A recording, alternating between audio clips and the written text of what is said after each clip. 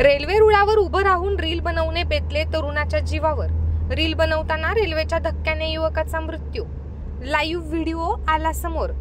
Railway रुळावर उभं राहून रील बनवताना एका युवकाला रेल्वेचा धक्का लागून त्याचा जागीच मृत्यू झाल्याची घटना शेगाव जवळील आळसना रेल्वे स्थानकाजवळ घडली आहे।